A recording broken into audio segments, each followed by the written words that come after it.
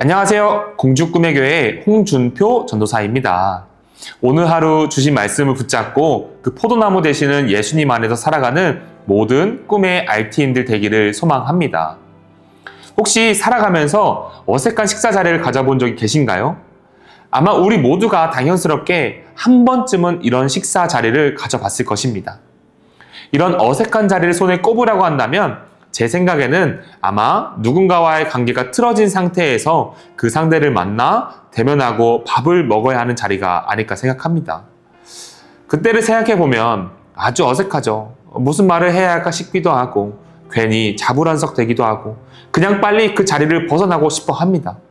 저도 그런 적이 있는데요. 한 번은 부모님과 심히 다투었는데 마침 때가 밥을 먹어야 하는 시간인지라 같이 앉아서 밥을 먹어야 하는데 그 밥을 먹으면서 마주보는 시간 동안 아주 어색한 침묵과 미묘한 긴장감이 흐르고 그저 식탁 밖에서 흘러나오는 TV 소리가 아주 크게 들리던 시간이 있었습니다. 이러한 사건이 부모님 또는 친구들 그리고 직장과 가정에서 종종 일어나곤 합니다.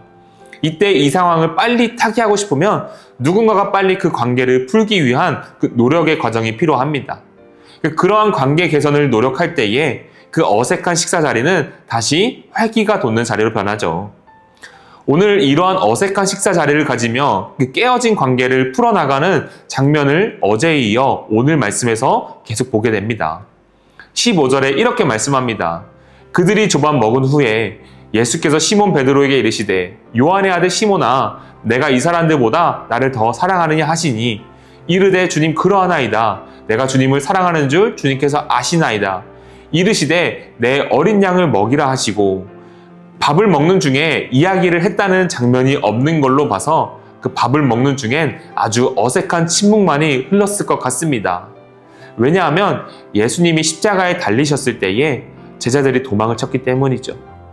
그렇기에 모든 제자들의 마음이 참 좌불안석이었을 겁니다. 하지만 이런 어색한 분위기 속에서 가장 마음에 어려움을 당하고 있는 인물을 꼽으라면 베드로일 것입니다. 앞선 장에서 베드로가 절대 예수님을 부인하지 않겠다고 굳게 맹세했지만 예수님의 말씀처럼 닭이 울기 전에 예수님을 3번 모른다 부인하였고 아마 그 사건 이후에 그의 마음은 완전하게 무너져 내린 상태였을 겁니다. 이런 어색한 식사 자리를 마치고 예수님은 많은 제자들 중에서도 특정 인물, 가장 실패한 베드로를 지명하시며 첫 운을 떼십니다. 그리고 질문하시죠. 요한의 아들 시몬아, 내가 이 사람들보다 나를 더 사랑하느냐? 이 질문은 참 놀라운 질문일 수밖에 없습니다. 우리 모두 알다시피 이러한 경우에 우리가 누군가에게 배신을 당하거나 상처를 받고 했을 때 우리는 그 사건에 대해 조명하고 질문하고 그 다양한 말들을 끄집어내며 행동에 대한 책망과 비난을 하게 되죠. 그러나 예수님은 그러한 것을 전혀 묻지 않으시고 이 사람들보다 나를 더 사랑하는지 물으십니다. 이 질문 앞에 베드로는 이렇게 대답합니다. 내가 주님을 사랑하는 줄 주님께서 아시나이다. 이 대답에 주님은 다시 말씀하십니다. 그렇다면 내 양을 먹이라. 예수님은 베드로에게 같은 질문을 다시 이어가십니다. 16절과 17절입니다. 또 두 번째 이르시되 요한의 아들 시몬아 내가 나를 사랑하느냐 하시니 이르되 주님 그러하나이다.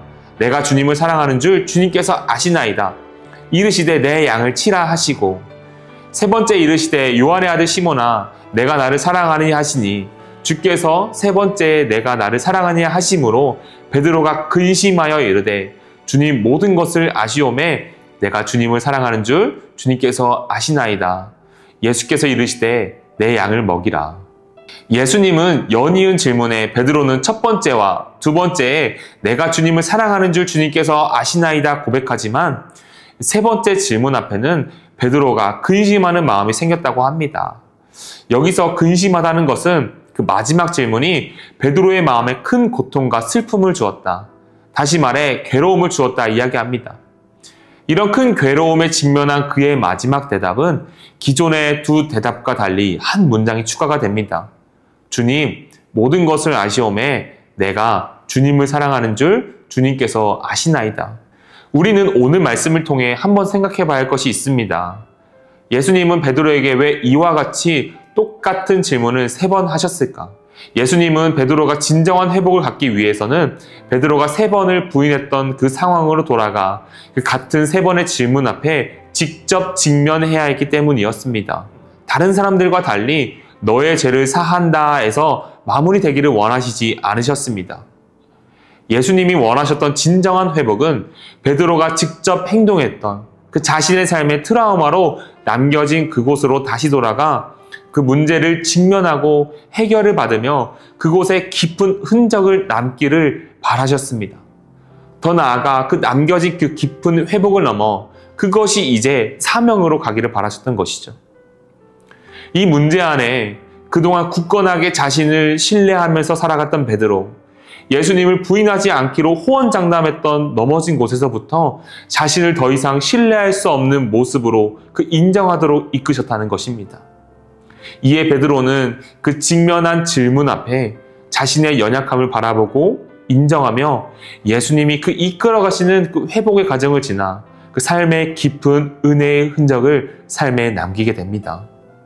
오늘 말씀을 보면 멀리서 베드로의 모습을 통해 그의 삶의 모습을 꼬집고 비난하며 나는 저런 사람이 아니라고 생각하기도 합니다. 때로는 베드로의 모습이 내가 아닌 그 다른 사람들의 모습처럼 보이기도 합니다. 하지만 우리의 삶을 돋보기처럼 확대해서 들어간다면 베드로의 모습은 멀리 있지 않고 아주 가까운 곳에서 발견할 수 있을 겁니다. 왜냐하면 내가 베드로이기 때문이죠. 우리는 늘 예수님을 향해 뜨겁게 고백을 하고 결단을 하며 살아갑니다. 우리가 결심했던 대로, 결단했던 대로, 고백대로 세상에 나아가 살아가려고 하지만 우리를 그렇게 살지 못하도록 찾아오는 그 큰 산에 부딪힐 때에 우리는 주님께 고백했던, 기도했던 고백들은 사라지며 그 하나님의 자녀로서의 삶의 모습 또한 놓치게 됩니다. 그렇게 다시 우리는 옛 모습으로 살아가고자 하는 그 뿌리 잡힌 습성들이 있는 것 같습니다. 우리는 이러한 뿌리 잡힌 습성으로 돌아가고자 하는 인간이 가지고 있는 본연의 연약함이 있기 때문인 것 같습니다.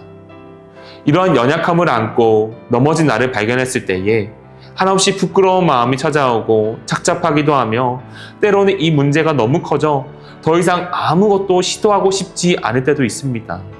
그때 우리는 멀리 있었던 것과 같은 베드로가 사실은 내가 베드로였다는 것을 발견하며 우리는 마음이 무너진 상태로 눈물로서만 보내야 하는 아주 어두운 시기를 맞이합니다. 그러면서 더 이상 주님은 우리를 신경 쓰지 않을 거야. 더 이상 나는 사랑받을 자격이 없다 생각합니다. 하지만 그것은 우리의 왜곡된 시선입니다. 주님은 절대 우리를 포기하지 않으십니다. 주님은 우리를 향해 그저 사랑의 대상으로 봤습니다. 왜냐하면 우리가 그분의 자녀이기 때문입니다. 예수님은 과거도 현재도 미래에도 우리가 넘어질 것을 다 알고 계셨습니다. 그럼에도 불구하고 주님은 우리를 사랑하시기로 작정하신 그 아가파오의 사랑으로 십자가에 달리셨습니다. 우리가 깊은 어두움의 시간이 지날 때 오늘 말씀처럼 주님이 우리에게 먼저 찾아오시고 다시 일으켜 만나 주실 겁니다. 우리가 예수님을 처음 만났을 때처럼요. 그때 우리에게 다시금 찾아와 꾸짖지 아니하시고 우리의 연약함에 대해 동정하실 것입니다. 하지만 당면해야 할 것이 있다면 오늘 말씀처럼 우리의 문제를 직면케 하시고 똑같이 질문하실 것입니다. 내가 나를 사랑하느냐? 그때 우리는 베드로처럼 삶의 깊은 은혜의 흔적이 새겨질 것입니다. 이러한 은혜를 무엇으로 표현할 수 있을까? 이것이 바로 그 자격 없는 자에게 주신 은혜입니다. 이러한 은혜를 받은 자들이 더 이상 자신을 의지하지 않고 오직 예수님의 은혜만 전적으로 의지하며 나아갑니다.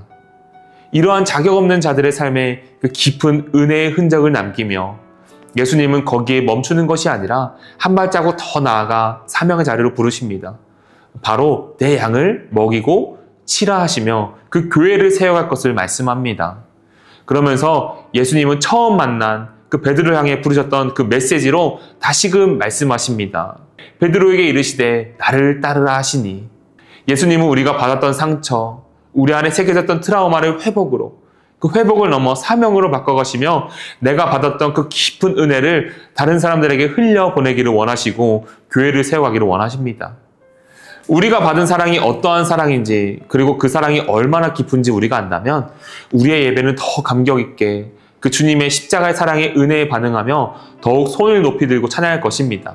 그리고 교회 공동체를 세우는 과정에서 우리는 다른 사람들을 더 이해하고 더 존중하며 그 용서하지 못할 사람도 용서하는 그 사랑의 포용만 남을 것입니다.